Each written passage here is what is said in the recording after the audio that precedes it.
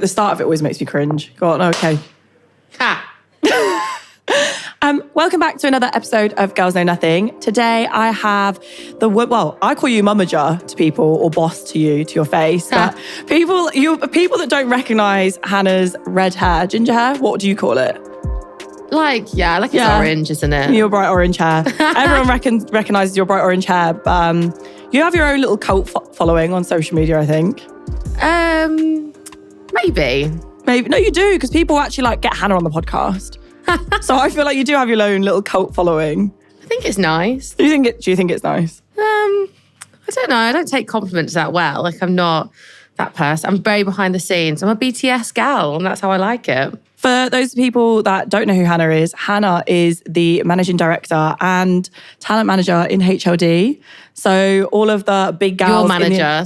My manager. So I can't say too much to insult her or embarrass her because she'll do the same to me and it'll probably be worse. I'll just edit it out. Great, good start. So I can't believe it's been over a year since we first met. I know. One anniversary, darling. I know. I can't believe, how we first met was weird anyway. Oh, yeah, that was funny. It was weird. But, one of the for those people that don't know, when Hannah signed me, the end of our first meeting, we were both sat in the back of a black cab together having a little sob. So drunk crying, yeah. Both crying at 2 a.m. in the back of a black cab. The poor taxi driver. But it's a good way to end a business meeting, I think. And then I woke up and you kept saying you wanted to sign. And I thought, yeah, she's probably just saying it because she had a great night, it happens. And I woke up, first thing I got was ITV saying, congratulations on signing Sharon Gaffka. I was like, oh, better tell the team. Wasn't that the best day of your life? That awkward laugh made me feel a bit worried. No, it's it was a great day. But I never thought we'd get on as well as we did, Yeah, definitely. We get on very well. I think one of the reasons I signed to and the reason I want to have you on the podcast is because I found you so relatable compared to a lot of managers that I did meet when I left the show. And, just for similar fact, you're a young woman, you own your own business, you've had your own struggles, huh? I'm youthful. Yeah, you are youthful. You've had your own struggles and, that's starting a business at the age of 24 is not crazy. Easy. It's really weird because actually I was talking to this the other day with one of my staff and it was someone was turning 24 and they were literally I can't believe you started your business 24. I think I had a very strong head then. I also was very ballsy because 28-year-old Hannah would definitely not do what 24-year-old Hannah done. Honestly, it petrifies me looking back that I literally gave up my job and any security and went, yeah, we'll just see what happens. Well, yeah, that's to be fair. If it goes wrong, I'll get another job. I'll work in Sainsbury's, whatever. Yeah, I definitely don't think. I think maybe when I was younger, I had that mentality, whereas now I wouldn't. But obviously, when I first met you and we started getting to know each other, you said about your life through education and university and how much you hated school. I dropped out of university, which I think I've spoken a lot about. I almost got kicked out of school. I got excluded 3 times. I was isolated a lot. I went on every coloured report known to man. There was once a time I had so many detentions. I would be so sassy. And I am now, I'm sassy. And I remember then getting detention. I was like, I'm really sorry, but I'm actually fully booked this week. And it got to the point where Miss Honeysett, who was my head of year, she called me into her office and she was like, you have to do detention every day for a whole term instead. So that's what I did. And I spent every single evening with her. And actually, I really enjoyed that time with her. I really did. I had the best time because she literally was my counselor. I really did struggle at school. My parents had a hard time with me. So I think they find it very interesting now that I have a career that I've built myself. Because I thought you were just going to say they're surprised that I have a career. Oh, probably that too. Probably that I could support myself.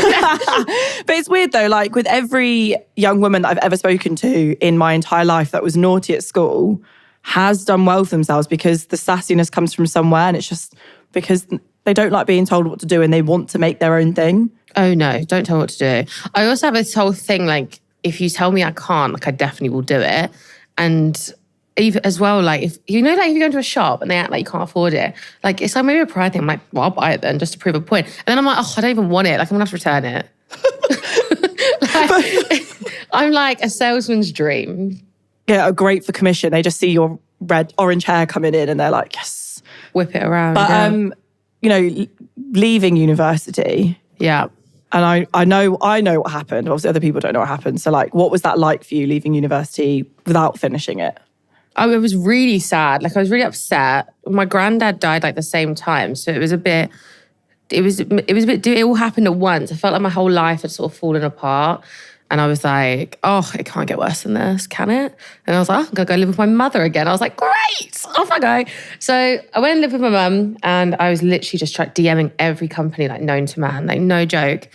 And yeah, eventually a 66 is the only one who kind of came back to me, which was like a nude magazine. There's probably some in this room somewhere. I have like an abundance of these magazines. And I was so proud of that job, and I worked my ass off there. I started as like a social media assistant. I was on like pennies, and then I really grew up, and then they started managing girls, and that's what I started to do. Demi Rose and Megan Barton Hansen had joined, and I was sort of like PAing, and that's sort of what I did. And but I was answering all the emails, and it was a really actually quite a brief look into management.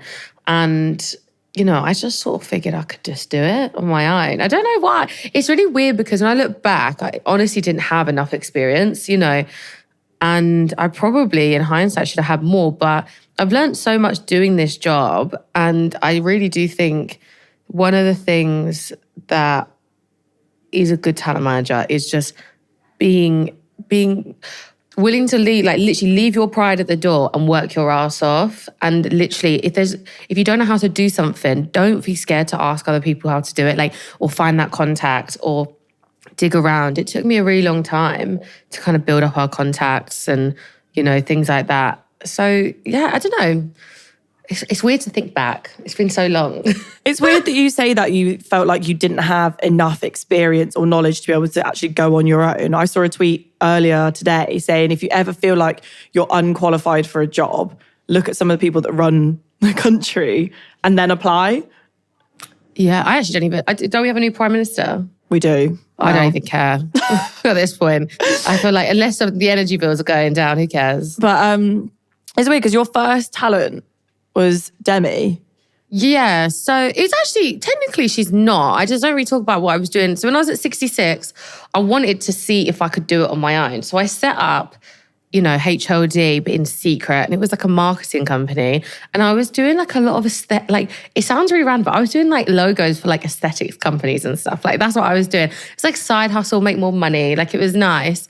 Like, well, it wasn't nice. I worked a lot of hours. I was tired a lot.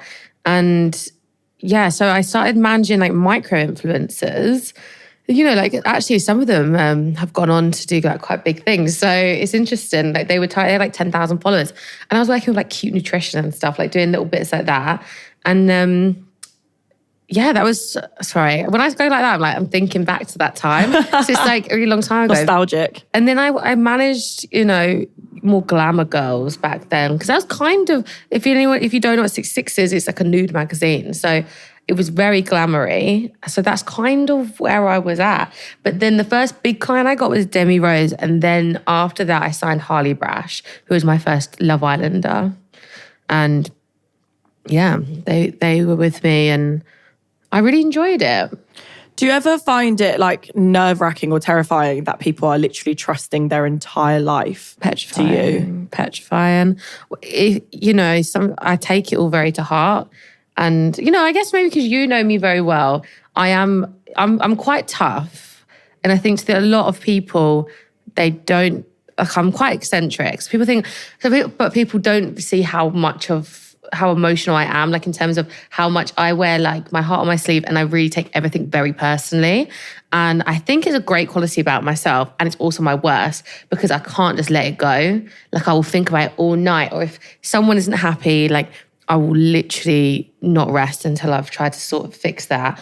Or, and sometimes you just can't, and sometimes you're not a good fit. But yeah, I have this, I think that's where there's a difference in managements as well, is like, if you care or not. Yeah. I think caring is important. Do you think that's probably where some of your like hardships are when it comes to managing talent, is that sometimes personalities clash and because you take that to heart. Yeah, like I have a big personality too. So, I really, I one of the things I had to learn on this job was to manage other people's personalities and also expectation management, things like that. There were things I really didn't learn at my other job. Like I said, I really didn't have that much experience when I started this company. So everything I have sort of learned has been on the job, really. And, in terms of personalities clashing, yeah. And I've had to learn also when to stop talking. And that was really hard for me. I have always been so defensive my whole life. And then I had to sort of learn to be like the opposite at work. Don't get me wrong, I go home and I will absolutely argue that the sky is green if it's blue. But at work, I know when to kind of stop that argument. Does that make sense? Yeah, no, it does make sense. I can just see you like thinking like in the corner of your eye. The thing is that I literally don't do podcasts, right? The last one I did was a really long time ago, like a year ago. And I have very much just stayed off the grid. So for me, it's always interesting because I also think I'm not that analytical. I just chat shite like all the time. So I'm just like, why do I want to listen to that? But sometimes people chatting shit is like where the best like inspiration comes from. Like how many people have podcasts out there that literally just chat shit, but people love listening to it? And I do think you do have a really like inspirational story, even if you don't think you do. I think you do because, when you look at the talent you manage, how many people work for you for HLD? Yeah. It's not just your talent management. I'm just blowing smoke up your ass. Please love me forever. Most of the talent managers, or not, most of the people that own talent managements in the industry that I've spoken to are generally male. Yes, they are. So, like, just want to float that out there. They're generally male, like most of the ones I've ever spoken to are. And, did you find that hard to like kind of not be I don't know if you're the first female, but like, be one of the most notable females in the industry that owns a management agency? I was blowing smoke when I was thinking. Yeah, I know, God. It was difficult at the beginning. Yeah. It was also, it's not necessarily my gender I've ever seen. It's my age. The fact that I'm young has, I think, put people off a lot throughout the time. Imagine as well, like you're trusting me with every part of your life. That's a hard thing to trust a 24-year-old with. Or even now I'm 28 and I think maybe because I'm closing up to that 30 mark, right? So it's like, she's 30, she's qualified now. Like, but actually, and it was like everyone was sort of 40-ish, no distract, but they were just doing, they were around a lot longer. They've been doing it a whole lot longer than me. And it was like a kind of like a fight to be respected in this industry. It really was. And there was a breakthrough moment for me not long ago.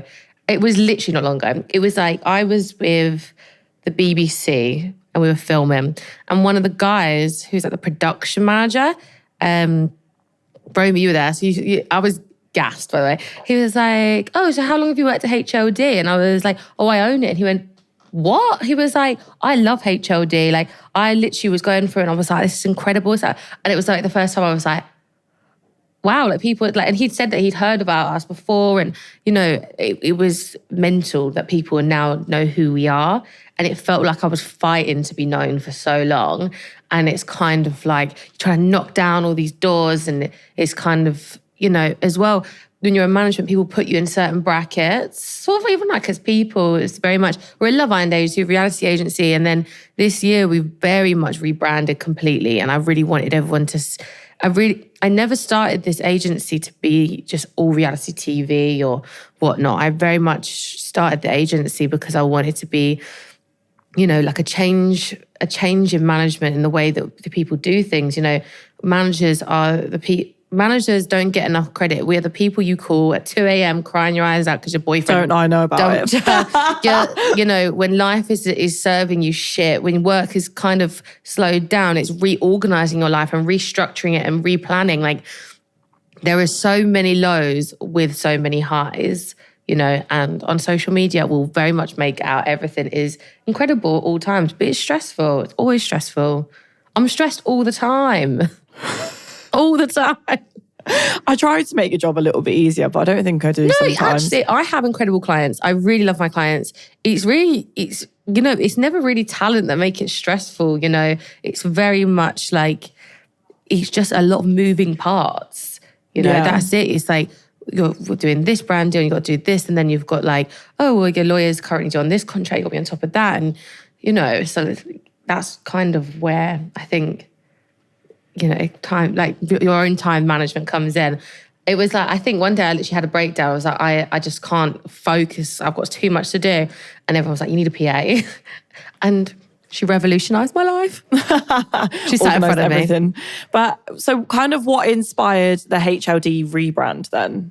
I think it was, I'm trying to think of my mindset when it was all happening. I felt like I was just very unhappy with the agency, like in terms of its public perception, if that makes sense. Okay, yeah. It's something that I think other people would look at and they wouldn't really see it the way I see it. I look at my company the same way as someone would look at their clothing brand. How does that look like to the outside world? Like what, you know, what's our aesthetic? What, like, how does it all look? What do you represent? And I felt that it had kind of, it had gone into a completely different agency that I ever wanted it to be. So, you know, I had to go back to the drawing board, and, you know, me and my team really sat there and we went, we have literally almost lost what we actually represent anymore. Like we'd almost forgotten, you know, why I even began this. So we sat there, and it took us a really long time to get back to it before we were like, right, this is the clients we're taking on. This is what we want to represent. And a massive part of that was also the fact that the world changed so much at one point, especially during COVID. Everyone was fighting, you know, for their talent, you know, to make money, right? And it was like taking on all these like fast fashion posts, stuff like that. I never really wanted to do that to begin with. I always wanted to do campaigns of meaning, and I always wanted to represent talent who had like a cause, I guess. So, you know, what you're doing for women and spiking, and, you know, you're so different. You know, we've just obviously taken on Paige from Love Island. She's a paramedic, and what she's going to be doing around that. You know, Faye and her love of dogs, and she's an ambassador for the guide dogs. Every single one of our talent, I could reel off exactly what they stand for.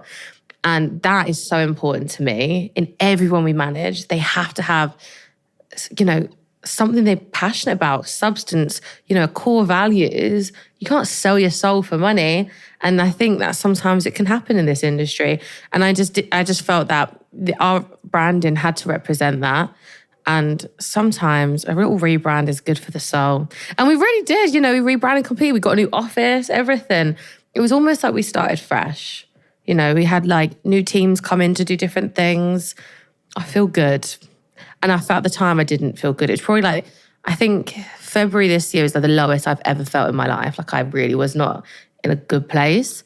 And now I'm like one of the happiest I've ever been. So it's, you know, it takes time. Obviously, everyone has things in their own personal life too. And it's always hard because especially because I'm a manager and I manage people's careers, it's almost a stigma as well. And something that maybe I put pressure on myself is that I'm not really allowed to have feelings and I can't really speak about them. So so everything I do is sort of very much in like behind the scenes. And it's almost like frowned upon to ever have anything going on, because then it's like, oh, but people could think that it's affecting other people's careers or your work, and actually it's not. So yeah. That was my tangent. No, to be fair, the tangent is going in the right direction, like talking about what's good for your soul and like not being allowed or feeling like you can't have other things going on. Obviously, you know, there's a lot of stigma around women that have very flourishing, very busy careers, because then there's a question about their personal life and how their personal life gets impacted, and whether you want to have children and whether you can look after your husband and all of that rubbish. Children petrify me and what they'll do for my work in life.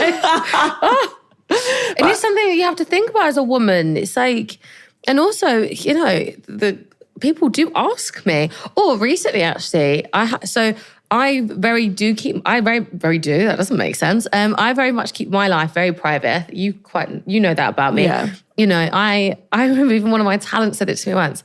And I was like, I'm just going to go out with my boyfriend tonight. And they were like, oh my God, when did you get a boyfriend? I was like, 4 years ago. I have been with my boyfriend for a really long time, but I just don't put it on social media. I really don't think it's anyone's business. So I really just keep my life like private. And yeah, I forgot the question now. I don't know why I started that. No, I think it was just like, do you like... To be fair, every time we have a chat, it just goes off into like lots of different directions. I'm terrible. So we have a girl called Sharon that we manage, and we are the worst for it. We never finish a conversation ever. We like butt into each other's. Like, it's honestly horrific. I've never had a conversation with the both of you together at one time, so it's wild. It's wild. Noted. But like for me, it was like, how can you, like, obviously when you're saying you keep your life private, how do you manage, you know, your long-term relationship with, I probably shouldn't say his name. You can say his name. I've said it before. Hi, Connor. How do you manage like your long-term relationship with Connor, as well as like all of the long hours, the rebranding, the talent you manage? Like, how do you ever find time to do anything else? It is hard. It's hard. That was it, what I was saying before. I'll go back to it. People keep asking us when we're getting engaged, and I'm like, oh, poor Connor. But when are we? No, it is very difficult. And, you know, Connor is amazing because he really has allowed me to focus on my career. And, you know, sometimes the late nights I think are, like, I do annoy him probably. Well, I know they annoy him. But, you know, that's my career, and he's always supported that. And yeah, I think it's harder at the weekends when my phone goes off, or if there's an emergency and, you know, we're trying to chill. Sometimes that's really hard. But on a Sunday is like the one day now that I'm like, right, I'm not doing anything. Occasionally I know I have to. You know, like we had a personal appearance last week and someone was like there. So I just had to check in to make sure, like with the talent manager. And he's fine with things like that. But I really do try now on like my weekends to work as little as physically possible. And before I, like, you know, some weeks I will clock crazy hours. Like I will get up at 5, I'll work for a bit, and then I'll work out, then I'll go into the office, and then I'll come home and I'll carry on working. And then I'll go to bed. Do you think... My eyes hurt. I heard something else, and that's probably just my mind. Oh, stop it. You're a disgrace. It's always the quiet ones. Well, I'm not actually quiet. It's always those ones you got to watch out for, though, isn't it? But no, I know your personality is so different to what everyone always says. My one thing with you is always like when people are like, Sharon's so serious. I'm like, she's so not, because I'm not serious at all. Like, I'm not corporate. I'm a little bit crude. Like, even yesterday I had a meeting, like quite a formal meeting, and they were like, oh, Hannah, you're like, well, I was trying to, because it was my friend's company, and I went in to meet their like partner or whatever. When I said, you know, like a managing director partner, what? And they were like, oh, I was telling them you're absolutely bonkers, like, you're off your head. And I was like, yeah, actually, yeah, fair. All right, I'll take that. Because then at least, you know, I quite like it, especially when, you know, I'm out on like weekends, people meet me and stuff. They always find it absolutely baffling I run a company. Because I don't come across like that. But actually, I'm a grafter. And I'm pretty clever, to be fair. I'll give myself that. I think that's the thing. And I think that's why I love you so much, because it's not just about... I'm very conscious of my fingernail. It's all right, we've got the same one. I didn't have time. It just looks really bad, doesn't it, to be honest? But it's one of those things where I think you're proof that like you can just, as if you work hard and you set your mind to something, that you can make something regardless of, you know, what school has taught you or told you what you are. I know, my school, I remember once there was a science teacher who told me, I would name and shame, but, you know, whatever. He told me that I would end up as like a bin man. And I remember saying to him, and this is, I was saying, I'm very sad. I was like, and what's wrong with that? They make great money, my mum said. And like, you know, and I think you can do anything you put your mind to. You just have to be willing to do the hard graft. And that's the one thing that I have noticed, especially, and I see this on LinkedIn all the time. I've become like a bit of a LinkedIn bandit now. I don't post. LinkedIn influencer. I'm like, no, I don't post. I'm like a stalker. Like, I'm watching everything. And, you know, people talk about it a lot, which is like, you know, like millennials and their work ethic and stuff. And I can tell you straight from having people come and work with us, or, you know, the work is so different to me. I remember my first job, literally, I used to work like 2 jobs. And when I worked in Debenhams, I worked at Yates and Croydon. Yeah, big up. You know, I used to do back to back, and sometimes I'd have like 3 hours sleep. You know, I always wanted to make a change in my life. I always wanted to be comfortable and never I always put this thoughts out there in my head that was like, I never wanted to have to check my bank account and think I couldn't afford something. I always wanted to be comfortable. And, you know, my mum was a really powerful woman, like in industry. She, you know, was part of the team who founded Race for Life. She's my director of Cancer UK. And then my dad's like a PE teacher. So it's not like I had a hard life, but it is a case of I just wanted more. I don't know if that's bad to say, but I just did. I've always wanted to be, you know, the first millionaire in my family. I wanted to be the first person, you know, to create this a massive company. I'm the first. Everyone in my dad's side is like a teacher. Like that's like a thing. Yeah. You know, my little brother, he just got into he's began being a teacher. Oh. You know, and the other one works for me. Ha ha. I mean, that's, you know. He's great at his job, by the way. But yeah, so that's the whole Love you, Harry. Love you. But that's the whole thing. So, you know, I really did want to be different. Do you find it hard to have family working for you? You ask him. I know what his answer would be. We don't speak that much, you know. Do you not? We speak about work stuff, and sometimes, you know, I think every now and again, I think maybe people have seen us having a little tiff. But, you know, I even said it to Romy yesterday. Me and Harry were in the office together, just me and him on Monday. And I was like, we didn't really say much to each other, to be honest. And at the end, I was like, safe, have a good day. He's probably just fed up of being around women all of the time. I think we're nothing but positive influence on him. Positive. Do you think? Yeah. Maybe, yeah. Honestly, I think if men spend as much time with women as Harry does, they would understand women a lot better. That is true. Everything is to do with hormones. You know, like something that is funny on one day could be really unfunny the next day because it's like their time of the month. Like that is just how quickly women are. And also, you know, with women, I find working with women easier. I have worked with men before and they are hard work. Women, I will always say they just get it done every single time. I love managing women. Love them. It's because you're like the only agency that is like a female-led talent management, really. Yeah, it's, you know, and we'll always stay like that.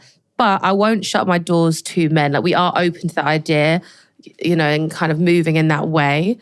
But it will always remain very much female-focused. Is it because you had like do you think that maybe you started a female-focused agency because you grew up with a strong woman?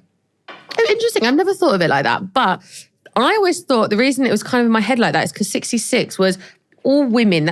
Everything was women, but it was run by all men. Okay. And I always was like so confused. But I was so proud of what I did there because I really wanted to, you know. And the one thing I loved is they actually did teach me a lot about women's welfare and they really did care. But men will never understand women like a woman understands a woman. Yeah, so it was all like run by men. And, you know, and that's not really like an issue, but it was very much, I wanted to change that. And so when I started the agency, and also, you know, when I started, I was very much looking at different agencies and ones I looked up to and this, that, and the other. And I really was like, how am I going to make myself different? You know, the market's so big, there's so many managements. And it's true. And they pop up all the fucking time. Like all the time. I'm like, someone you've never heard of before, next thing you know, they've got the next biggest influencer and you're like, damn, like where did that happen? And I always feel like really, I'm like, yeah, good for you. Like, well done. Especially if they're young. Like I think that no one would seem to be doing the all women thing and really pushing it. So that's how I made my niche. I really, the one thing, because I guess because I did a fashion marketing degree, wish I finished it, but I didn't. Marketing was something I really enjoyed and it was like quite creative. So yeah, that's how I did it. And I always had a really good strategy for marketing of how I wanted to do that. But I am also very impulsive. Like I would literally go, like, do you know the story of how we changed office? No. So basically, where we're sat here doing this podcast was our old office. Yeah. I came back from LA from doing the Opoly campaign with Emily. And I walked in, I went, I fucking hate this office. I don't want to come back in here again. I was like, so I said to, can I say your name? I said to Romy. About 10 million times already. Oh, sorry. I said to Romy, I was like, we need a new office. And she was like, right away. And literally, she spent like a week looking, went to see it. I was like, I want it. She got it right though. She knew exactly what I wanted. But I was quite specific. I had a very particular window type I wanted, everything. And well done, Romy. yeah, no, she got it, she smashed it. And then that was it. And I did also the same thing when I got home from LA to my house. I was like, I hate this house. I want to move. So then I moved. So then being That was actually really tough though, because I've got 2 dogs, so it's fucking difficult. Yeah, I can imagine. And men aren't very helpful at packing up houses. Well, I mean, Connor might be the exception to the rule, but I asked him, I'm not digging him out in this podcast or anything, but I did ask him the other day because he was like working from, he had holiday. So I asked him to fill in the holes in the walls that he excessively put in the walls where he likes to drill and move stuff. right. And I literally this morning I woke up and I was like, he hasn't fucking filled in these holes, has he? I thought, well, we're going away for that 3 nights. Get back. I'm going to have waiting in a little Amazon box for him. Filler. I mean, okay, going back to being impulsive. What do you see like next steps for HLD? Like what would be long-term goals? I want to expand.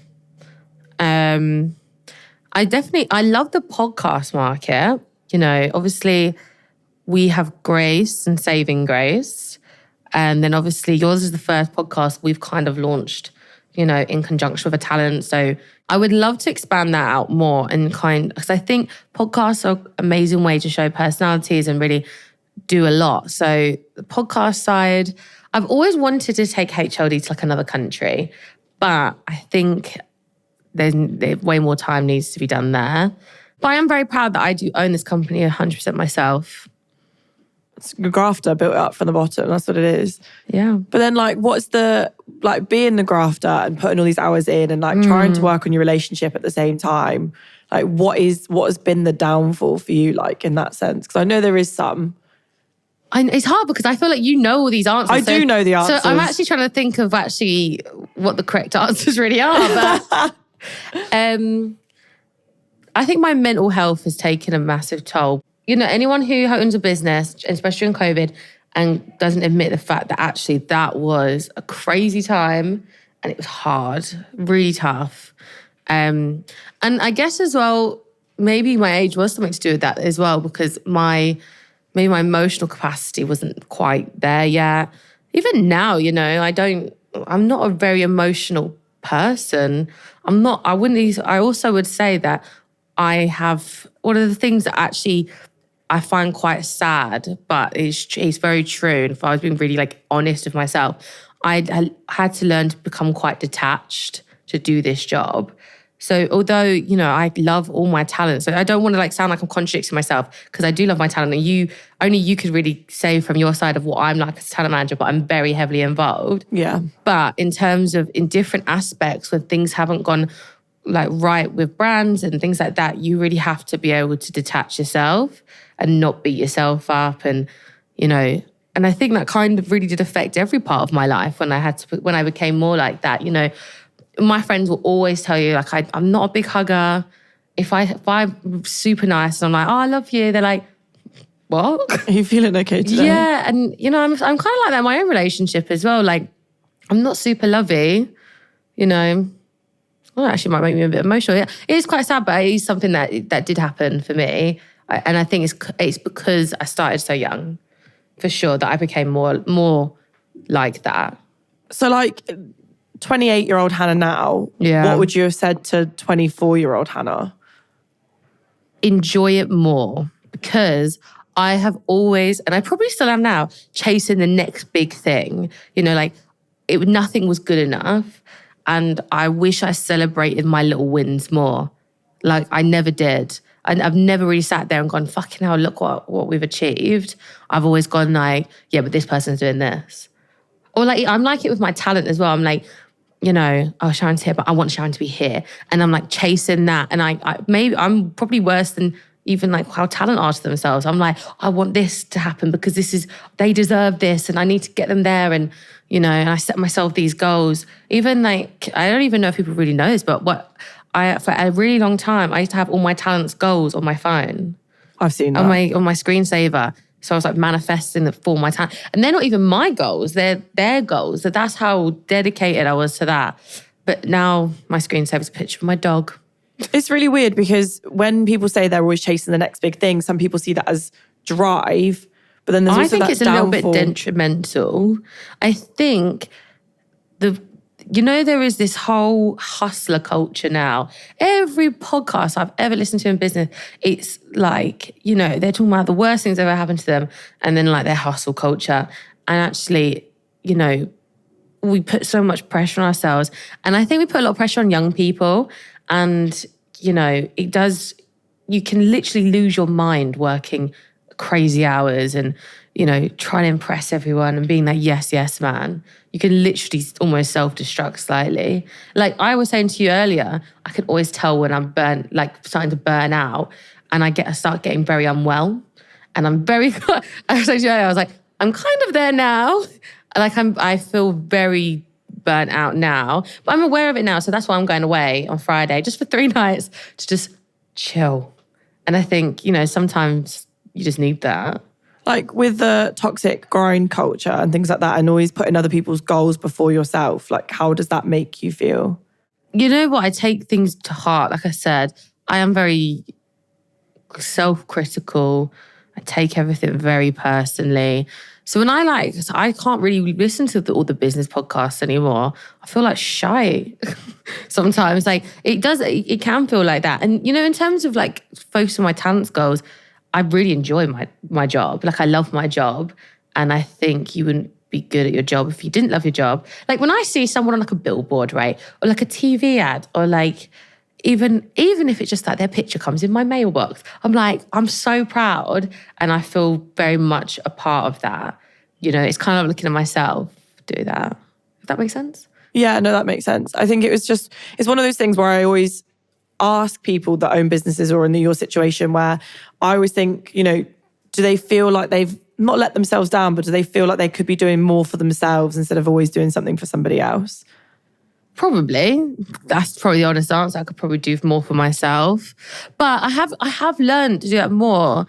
I do like my Muay Thai and boxing a lot like during the week now. And that's like taking time for myself. And I try and be really consistent with that. I've only had to cancel a couple of times.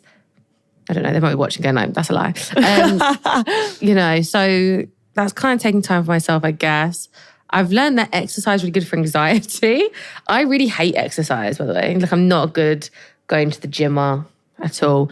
And but now I am. And actually one of the things that people don't talk about in this industry, and obviously I know a lot of people who are behind the scenes like me, and I also, have talent too. And everyone kind of feels the same way. Everyone's sort of even like comparing to their own physical looks to each other. I don't know how many times I could tell you. And to be fair, I will argue that it always is men who say it to me. And I'm always like, I don't know if I should feel like shit for this or not. But it's like, oh, do you ever just start to feel really shit when you're around all these like beautiful, skinny talent? I'm like, excuse you? That's a bit rude. Watch yourself. I don't think they mean it in that way. What I think how it's being, sort of meant is, you got these we, especially at one point, we used to manage models. Like the evolution of HLD has been it's changed a lot, So I think that was kind of what they meant. Like you've got these girls who are doing like underwear campaigns and then like I'm sort of rolling into McDonald's. So I think it's just one of those ones where it's even like in media, when media is like rude to someone because they put a little bit of weight or something, naturally people just ask weird questions. It's or like really people weird. genuinely will ask me what my talent earn and stuff. And I'm like, how do you have so much confidence? Because I'm never going to tell anyone anything like that, ever. It's really weird when you were talking about like comparing appearances to talent because again, with models, it's their job. Yeah. So they have to put a bit more effort and focus into it than the normal person. I'm never going to... Sometimes I forget to eat lunch and sometimes I will eat too much. It's just what it is. It depends. I have none. That's a lie. I think you do. Eat a salad, have a glass of wine. But sometimes you turn around, like when you're talking about taking time for yourself, like you're like, no, I've got my blow dry. Oh, I have a blow dry every Thursday. Yeah, see? It's weird that I know that now, that I'm like, no, that's Hannah's blow dry time. Yeah, 8:00. Now I know where you are. Oh, people know where I am anyway. But it's like, I think it's one of those things that's really important. And I guess I kind of resonated with you when you were talking about a business podcast and everyone's talking about how they're pushing for the next big thing and like how they always, like they're doing better than everyone else. And they don't actually talk about the real things behind business, like trying to take time for yourself, trying to invest in your own relationships. Also understanding as well, like how business works. When people make it look so easy, people almost forget that how hard it is. And then, it's always interesting when you hear the stats of like how many companies go under in the first year or things like that. And, no one really ever focuses on that, or looks at that. So, if you've got a business and even if you're fucking breaking even, you're doing good because it's hard. It's hard to have the right team in place. And it takes a while to get the right team in place as well. Whether that's staff or externals and stuff like that, you're never going to get it right first time. Making sure that you don't punish yourself too much, I guess so. So on that topic about making sure you don't punish yourself. These chairs are really low, by the way. I quite like them. I actually picked these chairs. Yeah, I know. And I really I sat in them and I went to Romy. I was like, Christ on a bike. Why am I so low? I feel like an old woman. Well, now you know how I feel every week. But no, so I guess... They're comfy though. You know what the final question is? What? What? Oh no, I do, sorry. So I was like, you've literally been here for most of the time I've recorded these. But no, the final question I always ask every guest, and I've actually always been keen to know your answer. And I'm surprised this is the question I've never asked you. We talk about a lot of stuff. We talk about a lot of stuff, and it's probably not a lot. Most of it's not safe for work or for camera. But what would you say to somebody who doubts you and your future success based on the fact that you are a woman or a young person? The one thing I have learned in this job, and I guarantee you would say this about me, and my staff say it about the time, I am fucking resilient. Yeah. You can, I always, when I have a tough time, you know what song I listen to? Cardi B, when it goes like, I go down 9 times, get up in 10. I feel like that's very much me. So I actually like it when people doubt me because it makes me really work harder. I think we're past the time now where your gender can really get really in your way, especially maybe what I do. I don't know about everyone else in the industry. I don't want to speak on behalf of all women because that would be wrong. But I think anyone who doubts me, I think it would be a mistake. I don't know if that's the right answer, but... No, there's no right answer, there is there. I feel like I am so determined to do well, and I'm so determined to achieve my goals. And I've always been that way, always. And I'm very much like tunnel vision. So, I mean, no, I think that's a good answer. And obviously you have your own brand with your orange hair. You can tell that Hannah had a say in the brand. Apart from the fact that it's orange is my favourite colour. Interesting fact, our logo. So the guy who did our logo, he was incredible. And he actually matched, so the orange circle we've got on it, he got a picture of me and he actually pin dropped it and took the exact colour from my hair. I never knew that. No, it's cool, right? That is cool, actually. It is cool. I do love the colour orange. And if anything, I got really bullied at school. Really bullied, really badly. I hope you all regret it deeply. As I got older, I really regretted dyeing my hair. I had black hair. In fact, I was showing Romy pictures yesterday and I had blonde hair, white hair, black hair. Romy might as well have just been sat in this podcast, to be honest. Well, she is. She sat there. And I really was like hiding the fact. I really didn't want to be different. And only as I've got older, I'm so proud to be different. I love the fact that people will know me from my hair more than anything. It's just always something that my family always said to me, one day, you'll be really proud to be ginger. And if anything, I hate it when people ask me if it's natural because I'm like, I did not go through all these years of bullying to be asked if it's natural. Yes, it is. Although I do enhance it slightly now. I make it brighter. That's true, actually, though. Like, talking about going back to like yourself and wanting to love yourself. Because my dad's terrible at remembering people's names, but my dad remembers your hair colour.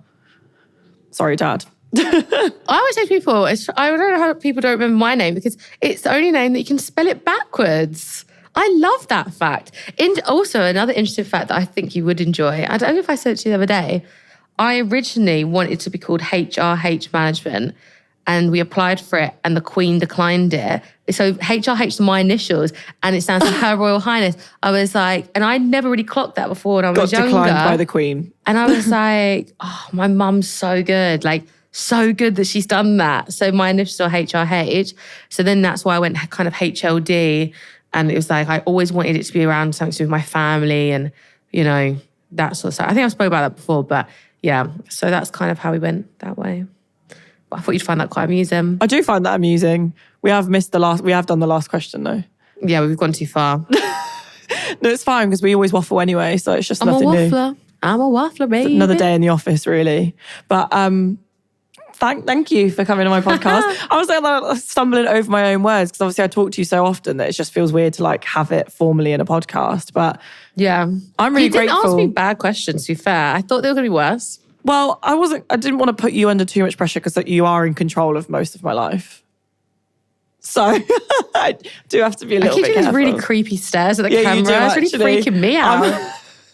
This is why I'm behind the scenes. Yeah, well, yeah. But no, thank you so much for finally breaking your 1 year of never doing a podcast and saying you never want to do a podcast ever again, because I think, you know, you don't give yourself enough credit for what you do and what you're capable of. And, you know, people should hear about it. So even though you are bad at taking compliments and I'm absolutely shite at giving them, that's as best as you're going to get from me. Thank you. Thanks, babe. Love you. Thank you very much. Thanks for having me. I've really enjoyed myself.